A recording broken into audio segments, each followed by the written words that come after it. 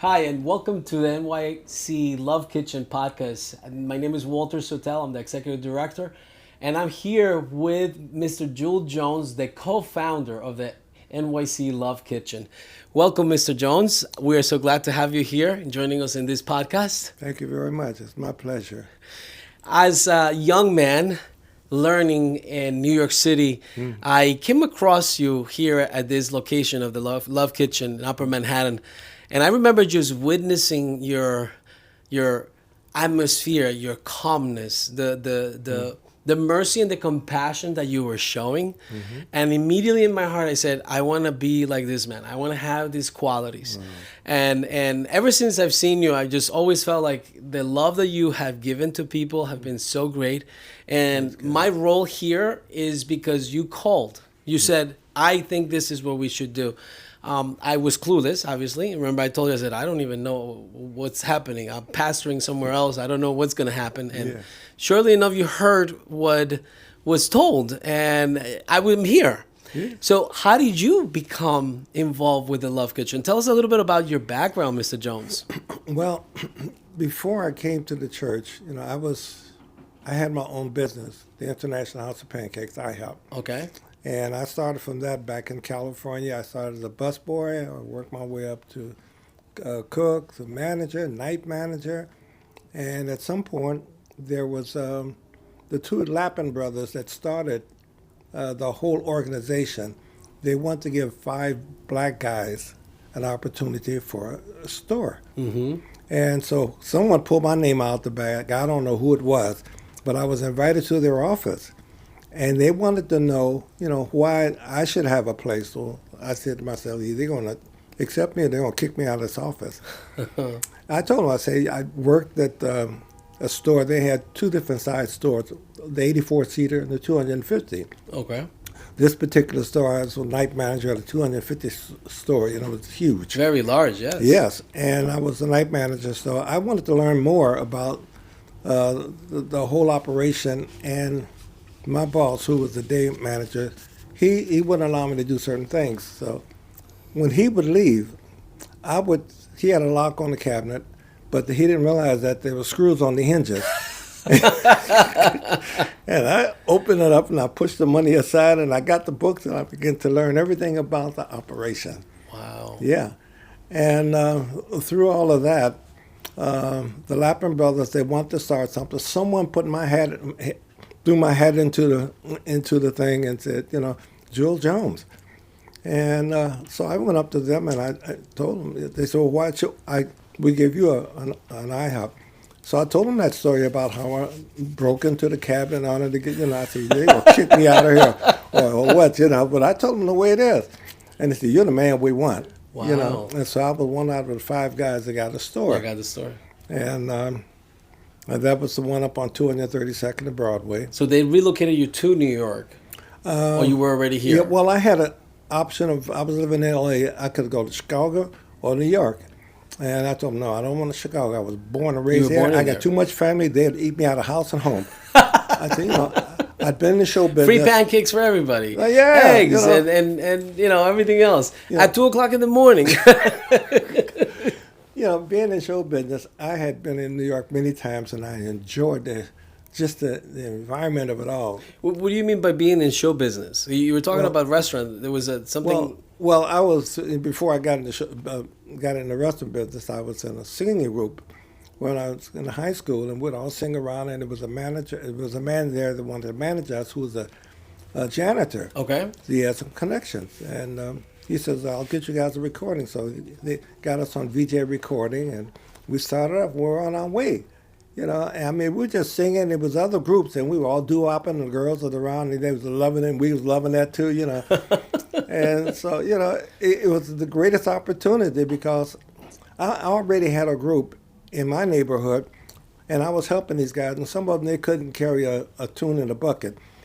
But, I struggled with them. But that's me, by the way. I might have the bucket, but I cannot carry a tune, nothing else. But that's some of my heart because I was raised that way. In my family, my sister played the piano, and we would get around the piano on Saturday night, and we would just sing all gospel songs and all kind of things like this, and it was embedded in me. I wanted to play the piano, and my mother saw that I was talented because I was playing, and so she sent me this, the same teacher that my sister went to. For 3 years, I learned, took music, and just after that, I created stuff on my songs of my own. You wrote your own songs. Yeah, I wrote Wow. many songs of my own. Yeah, That's great. What was the name of the group, Mr. Jones? the Eldorados. Eldorados. Wonderful, wonderful. Yeah. Now you guys have LPs out still, right? Oh yeah, I mean you can look it up online. On the line, yeah. Yeah. So if you love the 1950s music, Yeah.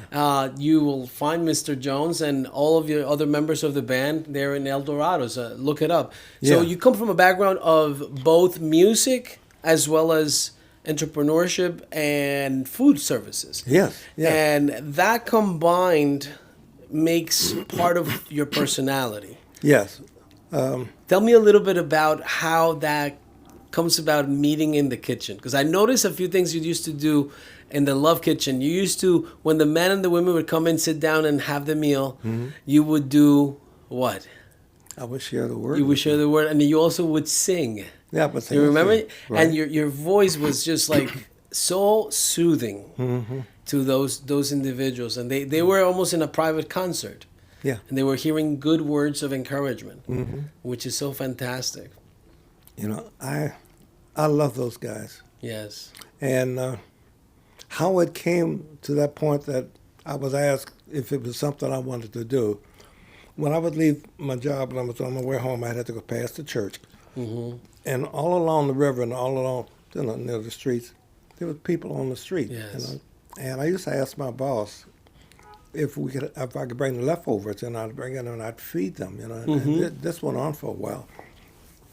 And then Tommy Harris, the pastor, came up to me and said, "Would you be interested in, starting a soup kitchen program?" He didn't know that was in my heart. I didn't know how it was going to ever happen. All I knew is that was me. You were picked. Yeah. Yeah. And I told him, sure. I told when I went back to work, I told my boss, I said, "Clara, remember I told you 2 years ago?" Because she knew I was overqualified for the kind of work I was doing because I had, I'd done the management and all the other things. Yeah. I said, "Look, I just want a simple Monday through Friday because all my jobs are 7 days a week, how." And when I saw this one, I said, "I'm taking this." I told her, I said, "Clara," I said, "remember what I told you 2 years ago that when I leave here, God's going to have something for me?" And she said, "Yeah, you did tell me that." Yeah. I said, "But that's the only reason I was there because I just knew within my heart God had something." Yeah. I don't know how to explain that. Yeah. So for those of you that maybe are familiar with faith, Christian faith, and having that sense of being made to a purpose and for a purpose, maybe you find it to be unique in that everybody receives something like that differently. There's some of us that maybe you're watching and you may don't have a background of faith. That does not mean that you don't have a purpose, and you probably find your purpose in different ways. And in this case, you were brought in by just someone asking a question, and you already had the sense of affirmation. What we would call that is the hope of the thing unseen, right? Yes. That it was just like, I'm hoping for something. I'm not sure what it looks like. I can't give a definition, but I know this there. And we call that faith. And I think that that's what kind of matched with the question, would you like to run a soup kitchen? And it began, the genesis of the New York City Love Kitchen. Yeah. And what did you guys do? Like, how did you find this space? What did you get the food? Like, how did it all begin? I wasn't privy to all of this. We haven't. I don't think I've ever heard the story. Well, the food, we started buying some of the food right off because someone had given $50,000 to start the operation. So that came out of the pocket. But, word of mouth and getting around and getting to meet some people. Yes. There was a gentleman that had a business. I can't remember his name now. He had a business down by, further down New York. And I would go to him, and he'd help me out and give me food. That's so great. Yeah, and it started off that way, and until I started finding some connections, other ways to get food. And Yeah. after word of mouth, word got on, and people started bringing food. Bringing the food. Yeah. Yeah, and there was a transition between you leaving your work to being working at the soup kitchen and starting this organization, and you probably took a lot of those lessons from the IHOP manual of running a business, and brought it into a soup kitchen, because yeah. it's literally like running a kitchen that's serving food. You have to meet all the health, requirements. You have to be certified for all the different cooking that you do, as well as the aspect of you're not selling anything. Yeah. So how do you survive? This is the question that most people don't understand. And the other question is, are really New Yorkers hungry? Do they need food? And you and I know, and many of you probably do know, because you've been in the streets and you could go to other cities and you see the need. How did you find that in the early years of the Love Kitchen, 1987, 89, 80, 90, and what you see today? How is that comparison? It's even more so now than it was before. Really? It really is. Wow. Yeah. And you would think that it would have been resolved by now, but apparently I don't know the answer to that. Yeah. But that is what's going on. I see it in my neighborhood as well. Yeah. And you're living in New York City, right? Still? I live in Harlem. In Harlem, that's right. That's right. We've been able to offer some of that food in Harlem. We had a wonderful 3-month experience in 145th and Lenox. Yes. Someone had given us the space of an open garage area to be able to serve families, and it was a fantastic endeavor. This year, the New York City Love Kitchen has served over 28,000 households. Wow. And that represents over 139,000 people that receive food. Wow. We have given over 1.5 million, 1.9 million pounds of food. It's just tremendous what has been happening. And it is all because you, Mr. Jones, took the opportunity to say, I'm going to start this. I'm going to see how it's going to happen. I have a frame that you brought in from your home. I want to show the audience of the early times. If you could just show this, the camera can just zoom into this really quickly. I don't know if this is going to be looking without reflection there, but this is the early beginnings and the wonderful celebration of love for the Love Kitchen. Mr. Jonesian, if you see something beautiful in someone, speak it. Man does not live by bread alone, but by every word that proceeds of the mouth of God. This is referring to Scripture, Holy Scripture. The meals that you cooked, it was restaurant style. We would serve the clients. They would sit down. They were sang to. They were encouraged. They were clothing. They brought clothing, right? Do you remember any other things that you were doing back then when it came to the organization? We had educational programs. Educational as well? For children and for adults. And with some other programs. I just don't remember them all. Okay. I remember that we had a cafe that the children would come as an after-school program, and they would learn a little bit about reading and math. They had some tutors, and they had some snacks. Obviously, they received food. And then they would go and do some playing in the gymnasium. I remember that. Yeah. That was fantastic. It was called the after school cafe, something to that effect. Am I correct? You're right. You remember that? I had several people that I just assigned to different things because I knew I couldn't do everything. Correct. I've worked myself like to the bone. And my wife would say, "When are you gonna come home?" My wife says that too. But we apologize. Yeah. We do have to balance our time. Absolutely right. We're not the saviors. That's one thing that I keep telling everybody. So as an organization, even myself individual, we're not here to save anybody. We're here to help and love people. That's right. How did you come about with the name, the New York City Love Kitchen? Why not the New York City Fresh Kitchen or the New York City Nutritious Kitchen? Why love? Because that was the passion of my heart. It really was. And I loved people. And I knew that the way I treated them when I would get off of work and I'd stop and I'd give them a meal and talk with them, pray with them, and different things like that. And I just didn't know if there was any place I could put them. I didn't have any connections at that time. Yeah. But God saw my heart was open towards them, and God just opened the door for me. Yes. The Holy Scriptures talk about in different iterations that he who gives to the poor lends to the Lord. And I share the same perspective, is that I have to have something on me all the time for whenever the need comes. I cannot be caught without preparation. If Yeah. someone is hungry, I should have either a little bit of money to give to somebody, or if I have a water, I'm ready to give it to somebody. Yes. Even in our life, we set aside a little bit to give to others that have. But in our organization, this is a constant realization of people in need. You mentioned that there's more need now than probably when you had been in the 1990s. Yeah. Yeah. What do you think is happening? And why do we see such an increase in the insecurity, food insecurity, or even in the reality that people are looking for help? It could be that maybe there's just not employment the way it used to be. That's the one thing that I see. I don't know the other reasons why it's going on that way, but it has been. And I think of some of the people that came out of the Love Kitchen. Woody. Do you remember Woody, yes, I remember Woody. Tell me about that. That's a great transition. Woody, very unique New Yorker for sure. You're talking about street. That was Woody. I mean, this guy, man, he would scare you if you saw him. But he has a tender heart. He does.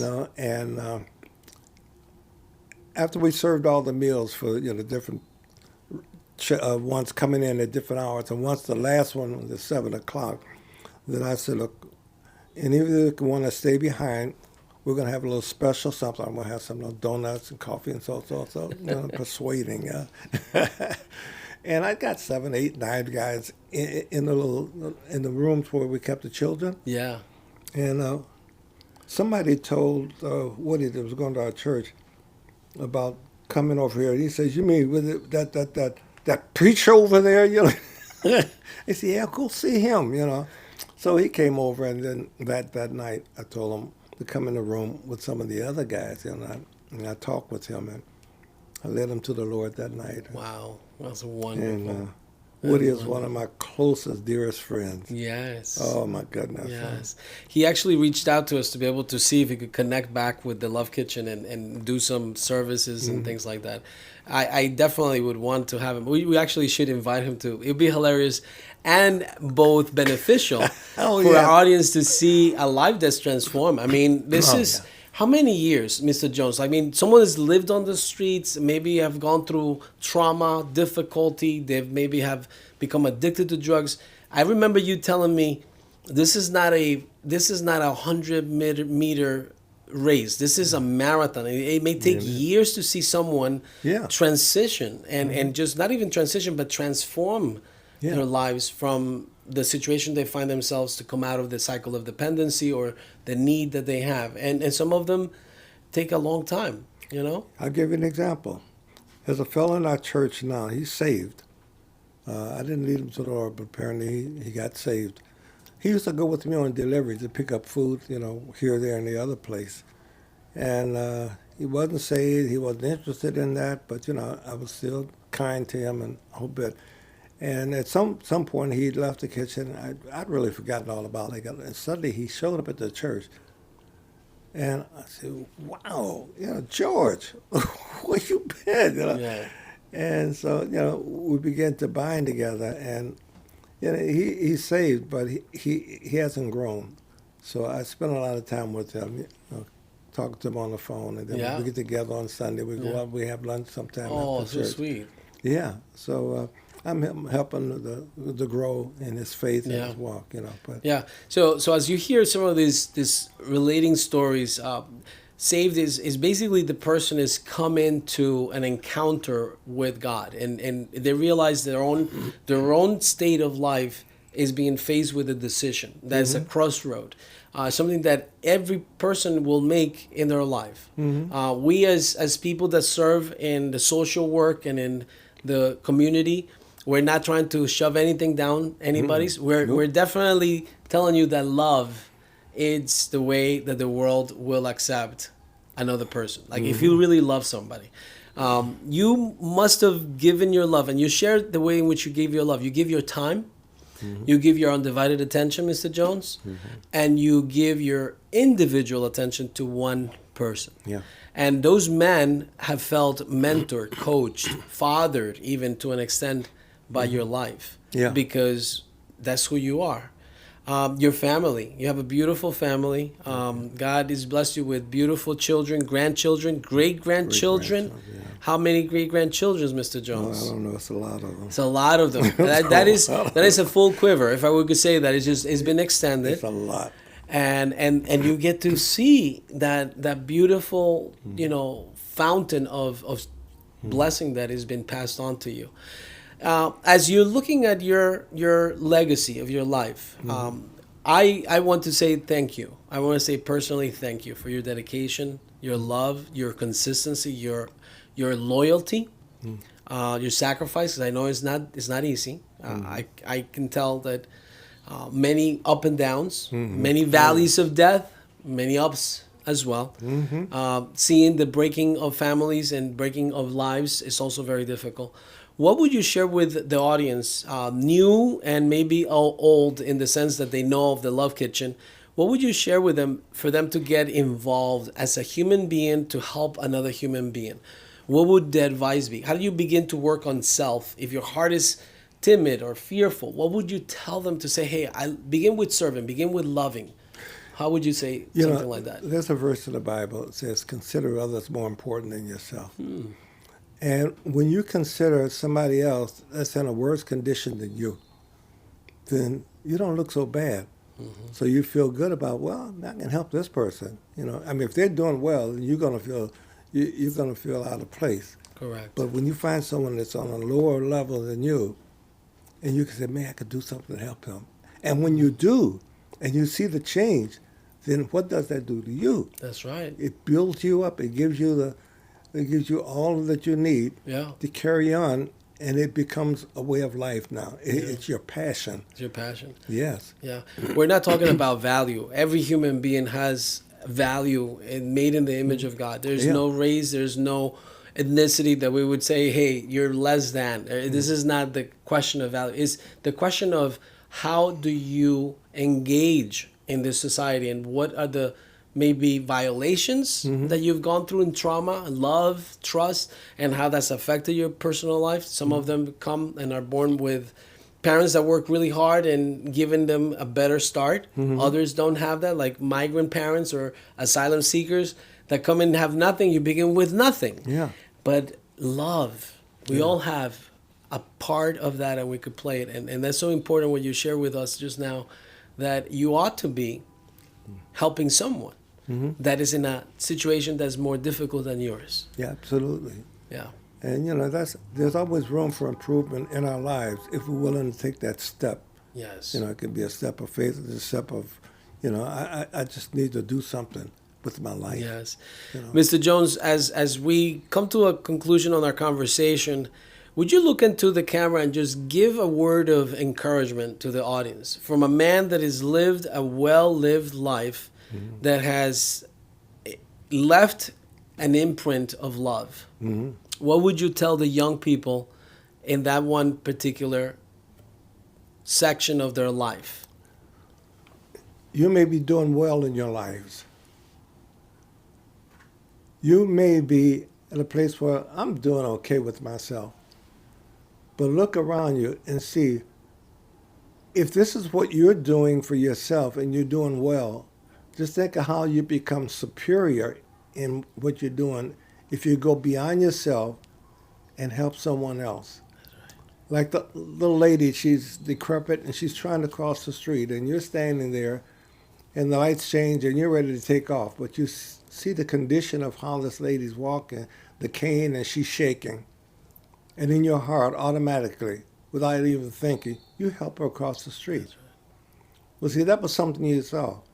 But you can also, the things that's not there, you can still see it through a vision. You see, when you have a vision to say, I would like to do this, I think this is possible, then these things will come about in your life. And little by little, you'll begin to engage yourself in it. And after a while, it'll become a lifestyle. It'll be your passion. It'll be your way of life. And not only that, in doing that, that's passed off to others because people see what you're doing and they have a passion. I want to be like that. You see, so there's much to be learned and there's much to be given to others as you teach them, and they can learn from one another like yourselves. You see, so it's an open door. It goes both ways, and when you step through that door, and don't look back, just go forward, and have your heart and your mind open to consider others more important than yourselves. And then you can lose yourself in others where you can gain a better person within yourself. What a wonderful message, Mr. Jones. You've lived it. You want to be first in this world? Be the last. Serve people, love people. Yes. You never get tired, as someone has said to us, of giving people love. Love endures all, and gives all, forgives all. And it is the gold standard of all humanity. We recognize love. Yeah. Thank you for being part and listening to that call to start the New York City Love Kitchen. Thank you for the 30 years plus of your life. Even to this day, you've come and you've served with us as well. Amen. In the middle of the sun in the summer. Thank you for the encouragement that you are to us. Thank you that you have not only given your love to your family, but you've also passed it on to hundreds of thousands of people that have known you.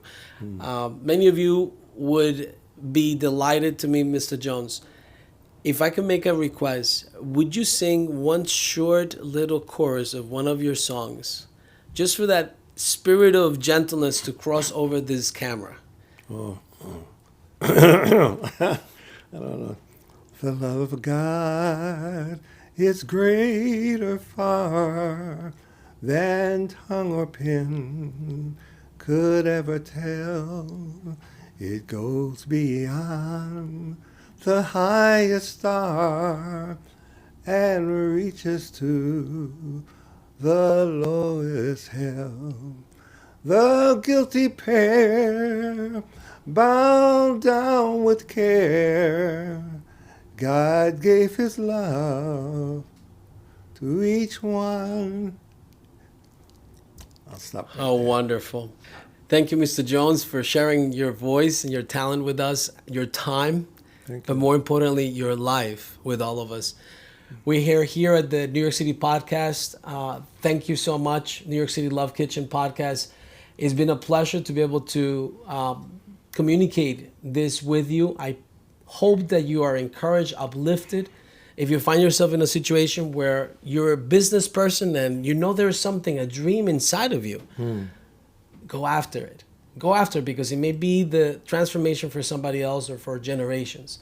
Let's not work for ourselves alone. Let's work for others and the benefit of those that are in great need. If you'd like to be able to find out more about the New York City Love Kitchen, you can visit our website at nyclovekitchen.com. If you'd like to volunteer, you'll find information there. You'll find information about our services to those that are in need in Manhattan, in New York City. And if you want to find out about Mr. Jones and El Dorados, search the websites. He has an LP out there still and is great. Thank you again. I hope you join us in our next podcast.